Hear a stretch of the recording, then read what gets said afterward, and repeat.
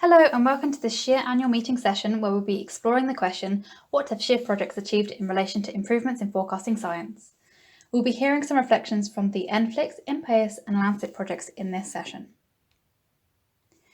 The SHEAR projects have been improving forecasting science by testing new approaches and assessing how well they perform for application purposes. Some examples include using available sources of information for nowcasting in data-poor regions, generating more realistic estimates of typhoon impacts, and extending the lead time for landslide forecasts.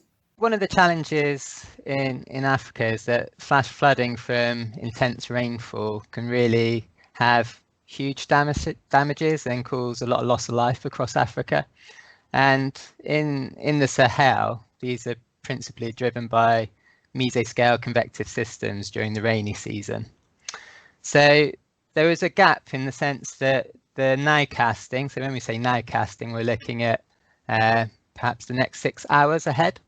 So the nowcasting of these types of features was an area that could be improved, and that's something that we've been working on within the SHEAR program.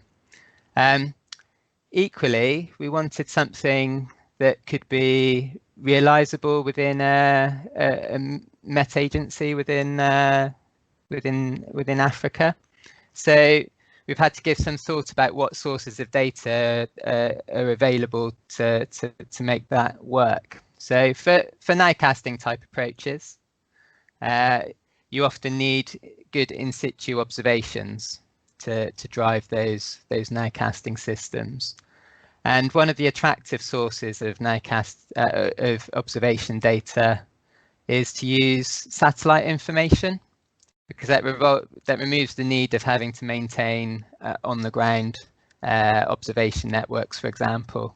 Through this huge data set of past historical satellite data, we're able to do all sorts of tests to see how effective different techniques might be for nowcasting the future probability of convective activity. And that's been very important actually in showing the value to meteorologists within the country of how skillful these types of systems are. The problem that INPAIS are trying to address is that there are a very limited amount of observations of typhoon events. Therefore, it is difficult to have a reliable typhoon risk assessment. Traditionally, in order to overcome the issue of lack of data, researchers or insurance companies would generate a larger set of typhoon events using a stochastic approach with simplified models based on historical observations. However, since complex physical processes are neglected and the stochastic approach is highly dependent on the limited number of historical observations, such an approach may not fully capture the reality of the risk a hazard poses to a particular location or region. Traditionally, insurance companies require proof of damage before funds are provided in compensation after an event. This can be incredibly time-consuming to attain and delay the receipt of funds needed to recover and rebuild. The parametric insurance solution is a new type of insurance solution where the compensation is triggered based on the agreed threshold value.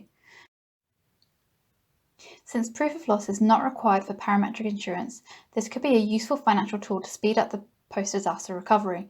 The threshold value for parametric insurance is typically derived from a large stochastic typhoon event set.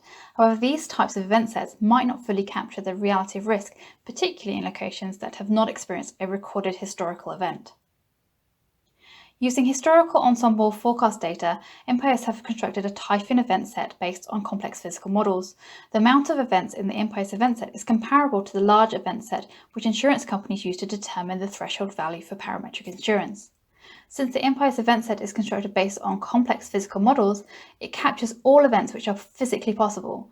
This means that the typhoon risk of a location that has not previously experienced a typhoon before can be assessed. A reliable threshold value for parametric insurance can thus be determined for all locations which are potentially at risk. Consequently, compensation or relief funds can be released quickly to the people who are affected by typhoons.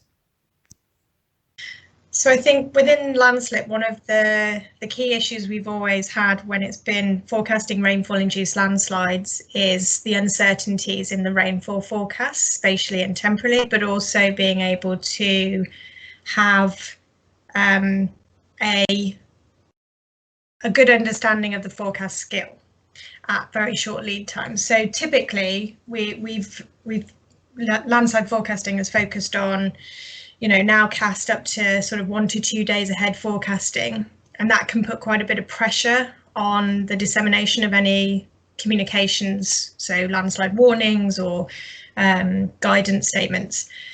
One of the things that we've been looking at in LANDSLIP is whether we can ease that pressure a little bit by extending the lead time of the forecasts.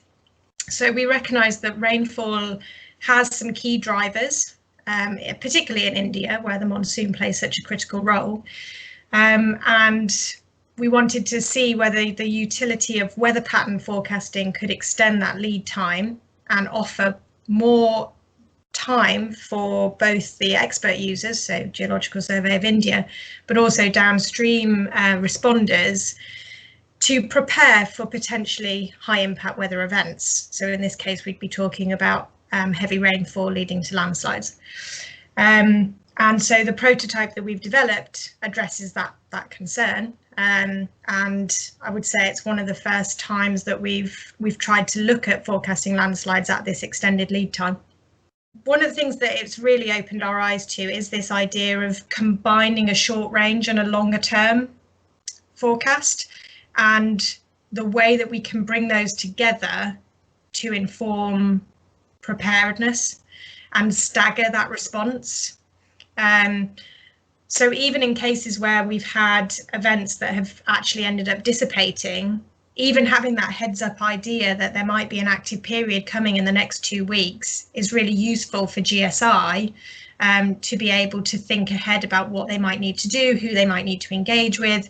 And hopefully, although we don't know at the moment, that is also useful from the responder side, because they can then think, okay, it's going to be an active period in the next week or so. We are talking about parametric insurance, which are a good instrument for disaster relief, because there is no proof of loss. Then we need to get the payments right, which will mean if you have a typhoon making landfall and affecting a region, you don't have to send in all the observers later to take a photograph from your destroyed house or destroyed kitchen or whatever to get a claim paid out. So this takes weeks, months, years partly.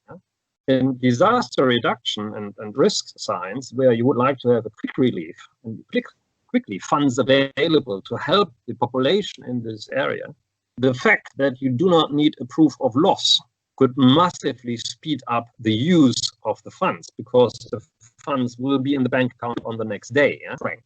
So once trigger points were passed, typhoon wind speed above, let's say, 50 to 25 meters per second, and this in this station or this in this station, whatever it's agreed in the contract, then payment will be made. And this is very quick. One of the things I certainly learned or really appreciated within the NFLICS project was the ability to co-fund partners in country has made a massive difference, I think, to the success of those types of elements of the project. It's made it much easier for that to happen and certainly increased the impact.